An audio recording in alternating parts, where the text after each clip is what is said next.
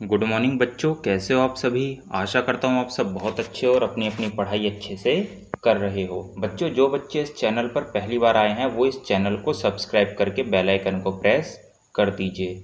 देखिए बच्चों, आज का जो हमारा टॉपिक है वो है 1 वोल्ट की परिभाषा। बच्चों, जो वोल्ट होता है वो दो भौतिक राशियों का मात्रक होता है। एक तो विभव या विभवांतर, ठीक है, बातें की है उनके लिए, और दूसरा है विद्युत वाहक बल। बच्चों, जो विद्युत वाहक बल होता है वो सेल के लिए एक लाक्षणिक गुण होता है। पिछली वीडियो में हमने सेल का विद्युत वाहक बल पढ़ा था। अगर आप लोगों ने वो वीडियो नहीं देखी है तो उस वीडियो को आप जरूर देख लीजिए। उस वीडियो का लिंक मैं आप लोगों को डिस्क्रिप्शन में दे दूंगा।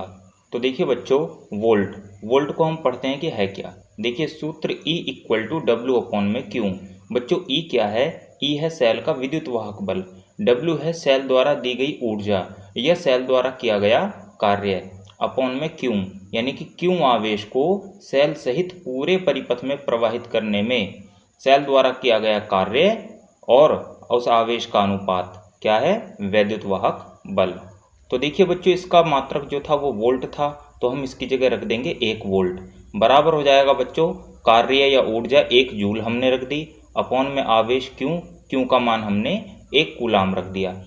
तो देखिए यहाँ से इसकी डेफिनेशन बनेगी, ये बनेगी बच्चों, यदि 1 कूलाम आवेश को सेल सहित पूरे परिपथ में प्रवाहित करने में 1 जूल कार्य सेल द्वारा किया जाए तो सेल का विद्युत वाहक बल 1 वोल्ट होगा। मतलब बच्चों, अगर 1 कूलाम आवेश को हम सेल के साथ पूरे परिपथ में प्रवाहित कर रहे हैं और इस दौरान केवल 1 जूल कार्य करना पड़ रहा है तो सेल का विद्युत वाहक बल 1 वोल्ट होगा। फिर देखिए बच्चों, हमने नोट में लिखवाया हुआ है कि सेल का विद्युत वाहक बल सेल का एक लाक्षणिक गुण है, यानी कि जो सेल का विद्युत वाहक बल होता है वो सेल का ही एक लक्षण होता है, उसी की एक प्रॉपर्टी होती है जो सेल में प्रयुक्त छड़ों तथा वैद्युत अपघट्यों की प्रकृति पर निर्भर करता है। बच्चों, सेल में किस प्रकार की हमने छड़ें इस्तेमाल की हैं या उसमें किस प्रकार का घोल जिसे हम वैद्युत अपघट्य बोल देते हैं वो किस प्रकार का है, इन सब बातों पर सेल का विद्युत वाहक बल निर्भर करता है।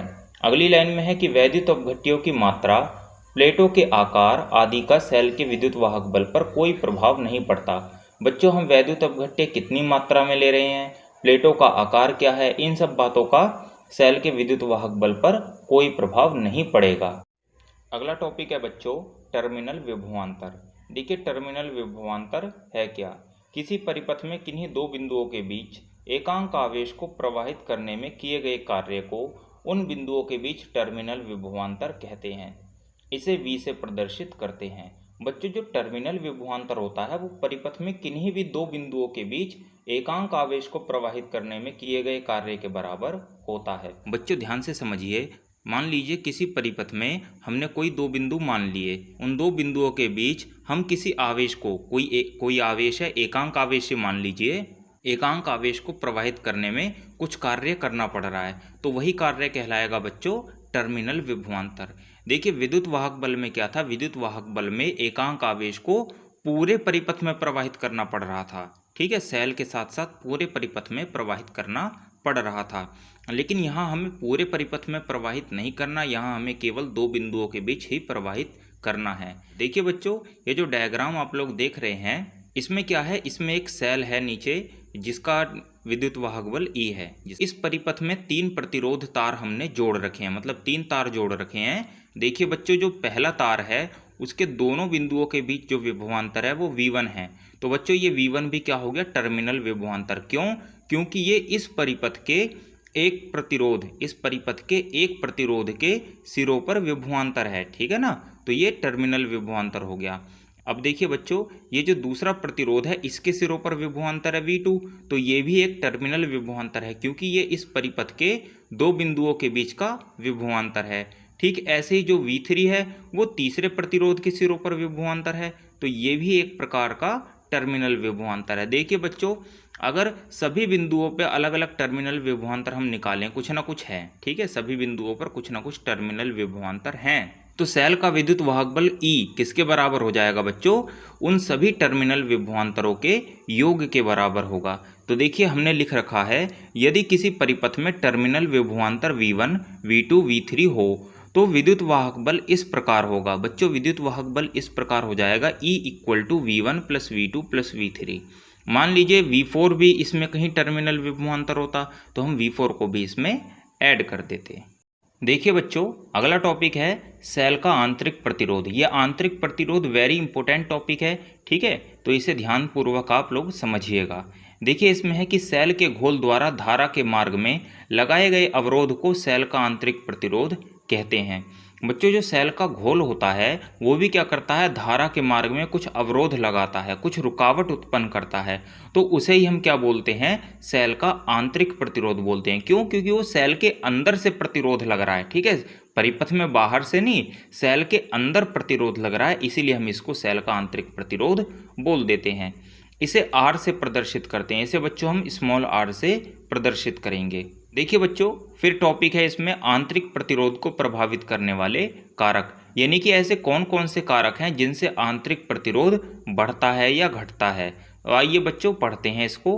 देखिए बच्चों, इसमें लिखा है कि किसी सेल का आंतरिक प्रतिरोध निम्नलिखित कारकों पर निर्भर करता है। तो बच्चों देखिए कौन कौन से हैं वे कारक। नंबर 1 है बच्चों, छड़ के घोल में डूबे क्षेत्रफल पर। देखिए इसमें लिखा है कि सेल का आंतरिक प्रतिरोध छड़ के घोल में डूबे क्षेत्रफल को बढ़ाने पर घट जाता है।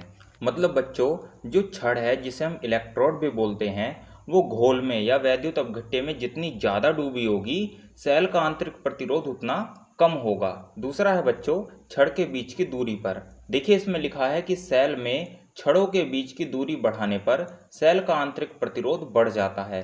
बच्चों, जो सेल में छड़ें होती हैं, जो दोनों इलेक्ट्रोड होते हैं जिन्हें हम एक कैथोड और एनोड बोलते हैं, अगर हम उनके बीच की दूरी को बढ़ा दें तो आंतरिक प्रतिरोध बढ़ जाएगा।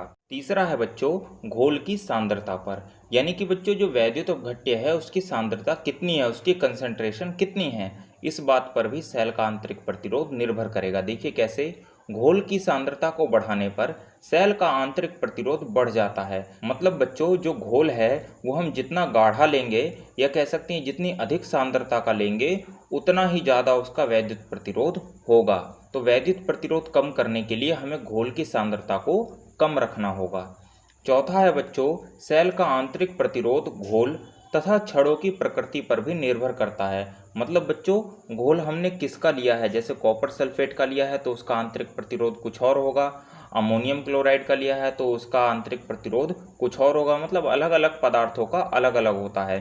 ठीक ऐसे ही छड़ों की प्रकृति पर भी ये निर्भर करेगा, यानी कि जो हम छड़ ले रहे हैं वो किस पदार्थ की ले रहे हैं, जिंक की ले रहे हैं, कॉपर की ले रहे हैं, इस बात पर भी सेल का आंतरिक प्रतिरोध निर्भर करेगा। अलग अलग छड़ों का आंतरिक प्रतिरोध अलग अलग होगा। पांचवा है बच्चों, सेल का लगातार प्रयोग करते रहने से भी उसका आंतरिक प्रतिरोध बढ़ने लगता है। बच्चों, अगर हम सेल को लगातार यूज़ करते रहें, बहुत देर तक अगर उसका यूज़ करें, तो भी उसका आंतरिक प्रतिरोध क्या होगा, बढ़ने लगेगा। तो बच्चों, आशा करता हूँ आपको ये सारे टॉपिक अच्छे से क्लियर हो गए होंगे। अगर किसी बच्चे को कोई प्रॉब्लम हो तो वो हमसे कमेंट बॉक्स में पूछ सकता है। तो बच्चों, आज की वीडियो में बस इतना ही, मिलते हैं अगली वीडियो में। Okay, thank you.